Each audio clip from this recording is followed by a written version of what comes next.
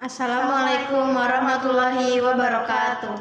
Perkenalkan, saya Jacqueline Kantularasati. Saya Nadia Rahmawati. Kami dari Prodi Manajemen Pendidikan Islam semester 1 Universitas Cendekia Abditama. Kami di sini ingin mempresentasikan makalah ulumul Quran yang berjudul Makkiyah dan Madaniyah. Di sini kita akan membahas tentang yang pertama, pengertian Makkiyah dan Madaniyah, yang kedua, cara mengetahui Makkiyah dan Madaniyah, yang ketiga, ciri-ciri spesifik Makkiyah dan Madaniyah, yang keempat, klasifikasi ayat-ayat dan surah-surah dalam Al-Quran, dan yang kelima, urgensi pengetahuan tentang Makkiyah dan Madaniyah. Yang pertama, kita akan membahas tentang pengertian Makkiyah dan Madaniyah. Makkiyah dan Madaniyah dalam perspektifnya didefinisikan menjadi 4. Yang pertama, masa turunnya, yang kedua, objek pembicaraannya, yang ketiga, tempat turunnya, dan yang terakhir, tempat pembicaraannya. Dari perspektif masa turunnya, yang pertama, dapat didefinisikan kedua terminologi tersebut menjadi sebagai berikut. Yang pertama, Makkiyah adalah ayat-ayat Al-Quran yang diturunkan sebelum Rasulullah hijrah ke Madinah, meskipun turunnya ayat tersebut bukan di sekitar Mekah. Dan yang kedua, Madaniyah adalah ayat-ayat Al-Quran yang diturunkan setelah Rasulullah hijrah ke Madinah, meskipun turunnya ayat tersebut bukan di sekitar Madinah. Baiklah, yang kedua adalah perspektif objek dari pembicaraannya. Yang pertama adalah Makkiyah. Makkiyah adalah ayat-ayat yang diturunkan untuk orang-orang di Mekah. Dan yang kedua adalah Madaniyah, yaitu ayat-ayat yang diturunkan untuk orang di Madinah. Selanjutnya yaitu dari perspektif masa turunnya. Yang pertama ada Makkiyah. Makkiyah adalah ayat-ayat yang diturunkan di kota Mekah seperti Arafah, Mina, dan Hubaidiyah. Yang kedua ada Madaniyah. Madaniyah adalah ayat-ayat yang diturunkan di kota Madinah dan sekitarnya seperti Ubud, Quba, dan Sula'a. Yang keempat yaitu perspektif tema pembicaraan. Di sini dalam kasus surah Al-Mumtahanah, dilihat dari tempat turunnya, ia termasuk Madaniyah karena diturunkan sudah peristiwa hijrah. Akan tapi dalam objek pembicaraannya, surah ini termasuk surah Makkiyah karena menjadi kitab bagi orang Mekah. Oleh karena itu, para sarjana Muslim memasukkan surah ini ke dalam Manzila bi al-Madinah wa hukmuhu Makki. Pembahasan kedua yaitu cara mengetahui ayat Makkiyah dan Madaniyah.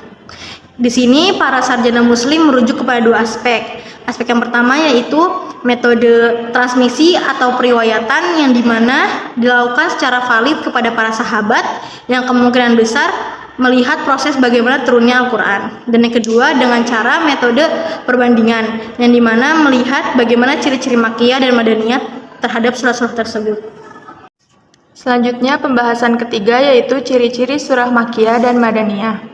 Yang pertama, ciri-ciri surat Makkiyah. Setiap surah Al-Quran yang di dalamnya terdapat lafaz skala atau yang artinya jangan begitu.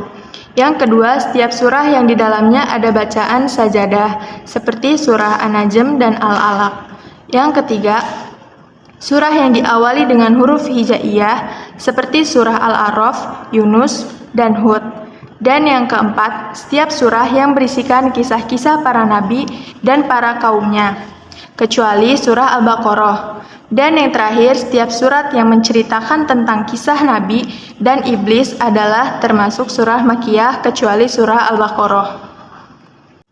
Selanjutnya yaitu ciri-ciri surah Madaniyah. Yang pertama, setiap surah yang membahas secara terperinci tentang hukum, ibadah, dan interaksi sesama manusia.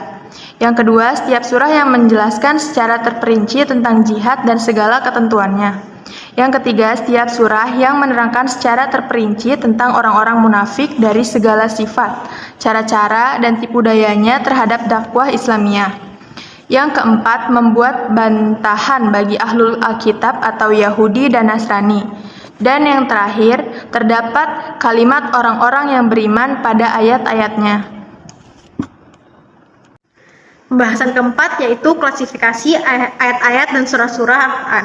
Pada umumnya, para ulama membagi macam-macam surah Al-Quran menjadi dua kelompok, yaitu surah Makkiyah dan Madaniyah. Mereka berpendapat dalam menetapkan jumlah masing-masing. Ada ulama yang berpendapat bahwa surah Makkiyah ada 94 surah, sedangkan Madaniyah ada 20 surah. Ada juga ulama lain yang mengatakan bahwa Makkiyah ada 84 surah, sedangkan Madaniyah 20 surah. Dan ada juga ulama lain mengatakan bahwa jumlah surah Makkiyah 84 surah, sedangkan Madaniyah 30 surah. Selanjutnya, dari segi Makkiyah dan Madaniyah ini, maka surah-surah Al-Quran terbagi menjadi 4 macam. Yang pertama ada surah-surah Makkiyah murni, yaitu surah-surah Makkiyah yang seluruh ayat-ayatnya juga berstatus Makkiyah semua, tidak ada satupun yang Madaniyahnya. Yang kedua, surah-surah Madaniyah murni, yang dimana semua ayatnya berstatus Madaniyah semua, tidak ada ayat-ayat Makkiyahnya.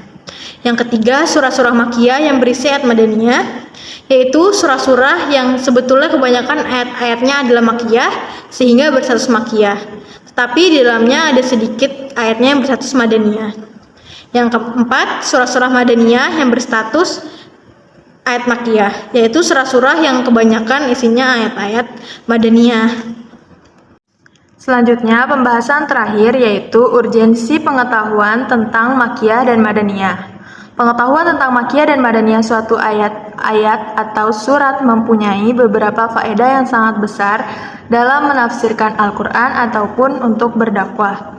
Yang pertama, untuk dijadikan sebagai alat dalam menafsirkan Al-Quran. Karena dengan kita mengetahui turun-turunnya suatu ayat, maka akan mempermudah kita memahami untuk menafsirkan Al-Quran. Dan yang kedua, dengan ilmu ini seseorang akan mengetahui sejarah pensyariatan atau hukum tarik tasyri' dan proses terbentuknya sebuah hukum secara bertahap-tahap atau at-tadruj fil hukmi. Yang ketiga, ilmu ini dapat meningkatkan keyakinan kita terhadap kebesaran, kesucian, dan keaslian Al-Quran, karena melihat besarnya perhatian umat Islam terhadap hal-hal yang berhubungan dengan Al-Quran, sampai dengan hal yang sedetail-detailnya. Yang keempat, dengan mengetahui ilmu ini mendorong kita untuk meresapi gaya bahasa Al-Quran dan memanfaatkannya dalam metode berdakwah menuju jalan Allah. Sebab setiap situasi mempunyai bahasa tersendiri. Dan yang terakhir, untuk mengetahui sejarah hidup Nabi melalui ayat-ayat Al-Quran. Sebab turunnya wahyu kepada Rasulullah SAW sejalan dengan sejarah dakwah dengan segala peristiwanya, baik pada periode Mekah maupun pada periode Madinah.